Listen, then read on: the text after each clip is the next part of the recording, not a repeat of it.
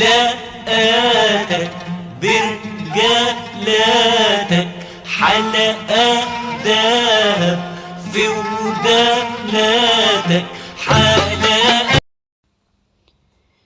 بسم الله الرحمن الرحيم. حبايب قلبي، ازيكم عاملين ايه؟ يا رب دايما تكونوا بخير وفي احسن حال. حبايبي ان شاء الله النهارده يوم بقى مختلف. النهارده ان شاء الله سبوع سند ابن اختي، ربنا يخليه لها يا رب ويبارك لها فيه. زي ما انتم شايفين بنبتدي في كده في تجهيزات السبوع بتاعه. ربنا يجعله ذريه صالحه، اللهم امين، وربنا يجعله من اسمه نصيب، اللهم امين يا رب. ان شاء الله النهارده بقى تجهيزات سبوعه. حبيبه قلبي بقى، قبل ما نبتدي كده زي ما انتم شايفين احنا بنبتدي كده في التجهيزات. قبل ما نبتدي باذن الله، لو انت اول مره تشوفي قناتي، انا قناه فكري وجددي مع رانيا. يسعدني طبعا يا حبيبتي لو تعملي لي اشتراك، ولو الفيديو عجبك يا روح قلبي يا ريت تعملي لي لايك. ان شاء الله حبايب قلبي نبتدي ونقول بسم الله الرحمن الرحيم، اللهم صل وسلم وبارك عليك يا حبيبي يا رسول الله. ونقول بسم الله الرحمن الرحيم ونشوف بنعمل ايه.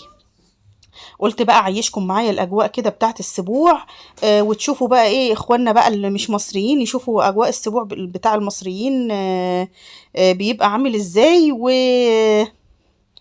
وان شاء الله الفيديو يعجبكم باذن الله. زي ما انتم شايفين بقى حبايب قلبي كده، انا الطماطم بتاعه الصلصه بتاعه الفته. طبعا انتوا عارفين ان احنا السبوع عندنا هنا بنعمل له فته، دي طبعا سنه. فبنعمل الفته زي ما انتم شايفين، بدأنا في تجهيزاتها. غسلت الطماطم وقطعتها وحطيتها على النار عشان نعملها ان شاء الله كده ونصلصها، ونعملها باذن الله للفته بتاعه السبوع.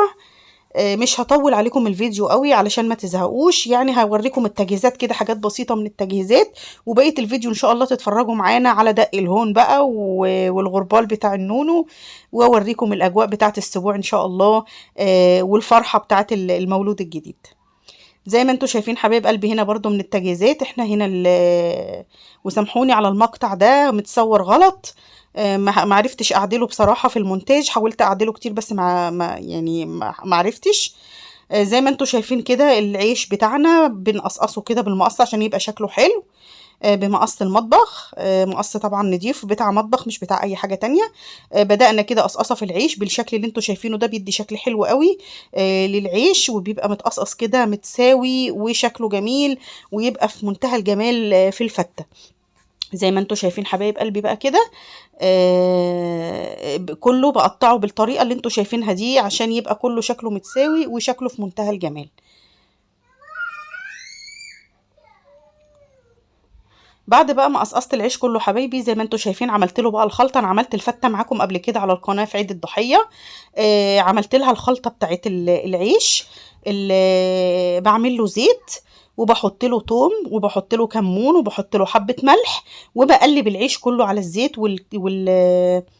والثوم والكمون والملح، وبعد كده ادخله الفرن حبه حبه عشان يبقى واخد ريحه وواخد طعم في منتهى الجمال.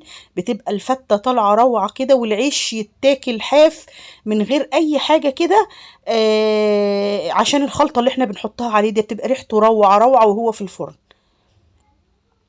انا هنا طبعا حاطه كميه زيت كبيره وكميه توم كبيره عشان انتوا شايفين بسم الله ما شاء الله كميه العيش كبيره جدا.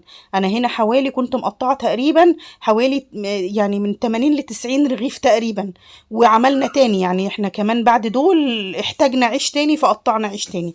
ومعانا بقى اللحمه هنا زي ما انتوا شايفين كده على النار اهي، ان شاء الله كده دخلت على السوا.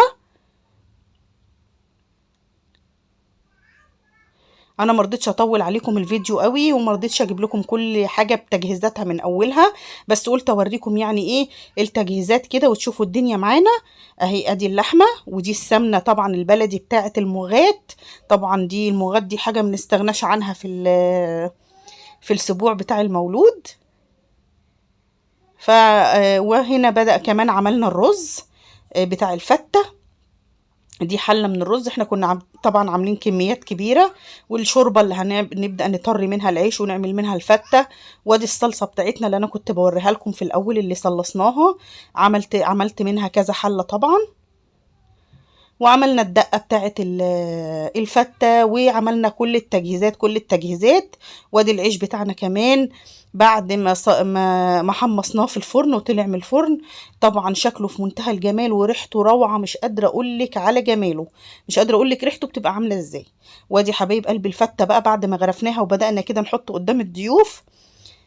الفتة بتاعتنا بقى حاجة تانية، بالتجهيزات اللي احنا بنعملها والتحضيرات اللي احنا بنعملها بتطلع فتة روعة روعة روعة. عملناها بقى زي ما انتم شايفين كده. عقبال كل الحبايب يا رب، وربنا يراضي كل اللي ما معهوش، اللهم امين يا رب. ربنا يدي كل الناس ذرية صالحة، اللهم امين. هنا بقى العروسة بتاعت المولود، حبيت اصورها لكم كده واوريكم القلة، يعني بيقولوا عليها في مصر عندنا القلة بتاعت المولود بتاعت السبوع.